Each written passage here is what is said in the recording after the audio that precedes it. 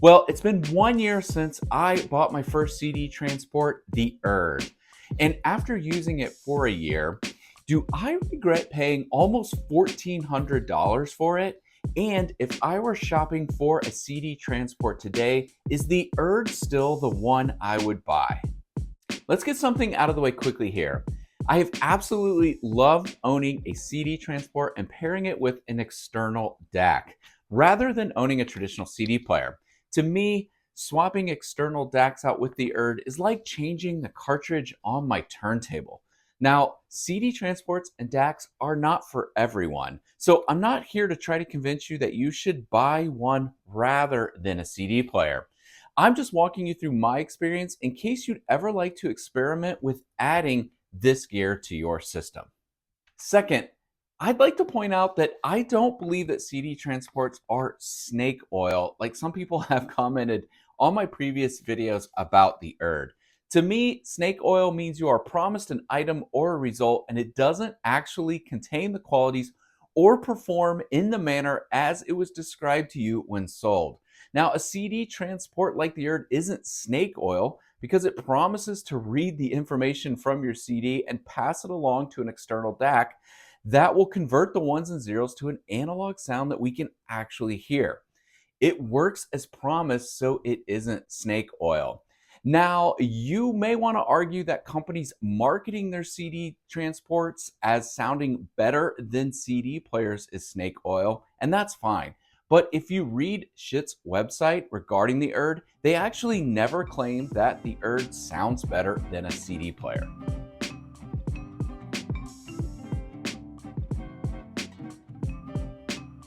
The Urd from Schiit Audio is $1,299.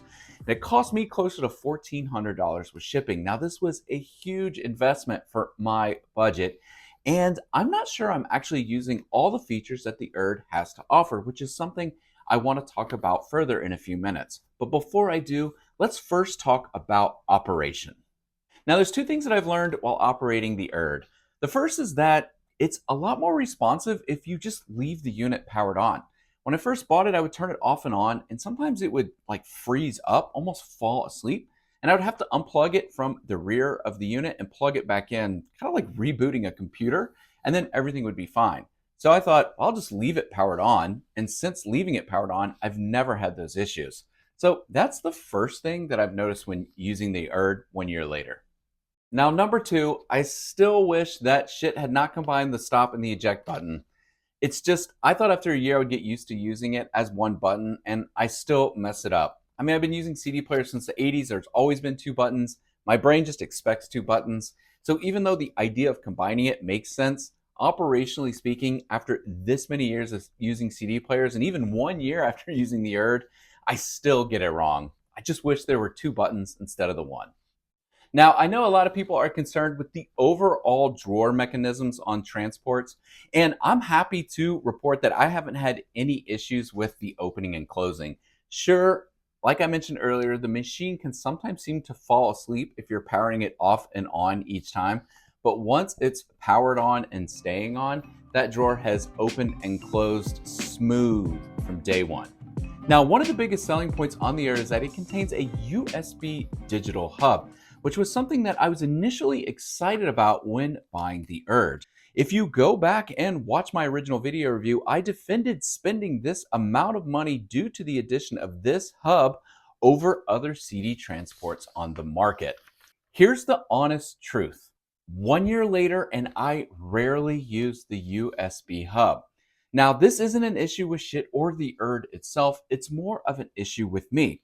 The USB hub is a great option to connect a music streamer to, but what I found is that I'd rather listen to CDs than streaming, so I've never connected a streamer to the USB hub. Let's also be honest and admit that there are plenty of CD transports on the market that are much cheaper than the Urd that don't bother with a USB hub. Audio Lab has the 6000 CDT at $599. Cambridge Audio also has a transport for $599. And of course, I could have just gone down to my local thrift store and bought an old CD player or DVD player for less than 20 bucks and used that as a transport instead.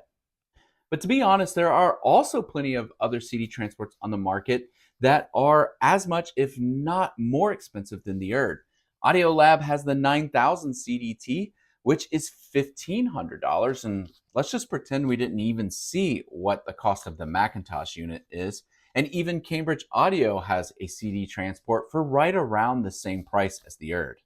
So what I've realized 1 year later is that I really wish Schiit Audio offered two versions of the Urd.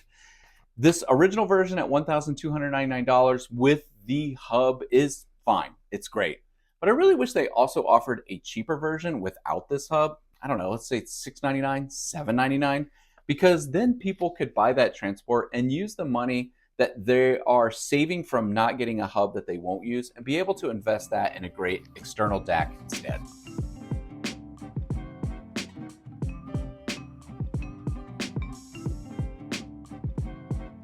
So the big question is, do I regret buying the Urd 1 year later? Well, I think there's two ways to answer this question. The first is, do I regret buying the Urd as a CD transport? And then the second is, do I regret spending $1,400 shipped for the Urd? First, as I mentioned earlier, I've really enjoyed owning a CD transport, so I don't regret buying the Urd and using it in such a manner. I've really loved pairing it with the Denafrips Aries 2 DAC and look forward to adding more DACs to my collection later on. But do I regret paying $1,400?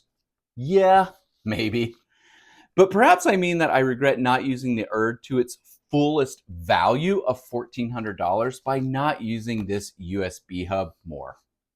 But let's be honest, we all have a certain level of confirmation bias when we spend this much money on a piece of gear. I mean, just think about all the times you've bought something and added features that you probably didn't really need to pay more for. Think about when you buy a new car, or maybe you bought concert tickets and you upgraded your seats thinking it would be a better view, and it didn't really turn out to be that way. So we all have this confirmation bias, and it's gonna apply to our audio purchases as well. Here's another important question. 1 year later, would I recommend you buy the Urd? Well, it's all going to depend on your budget. For some people, $1,400 is not a lot of money. And if you own a lot of Schiit gear, especially DACs, and this doesn't seem like a large expense for you, then go for it. I think you're going to really enjoy adding the Urd to your system. However, if you're someone that's just getting into the transport game and you have a total budget of $1,200 to $1,400 and you're just not sure that you're going to use that USB hub in the same way that I haven't really used it, you might want to entertain buying a cheaper transport from another company and using the money that you've saved from not buying the Urd and buying a higher end external DAC instead.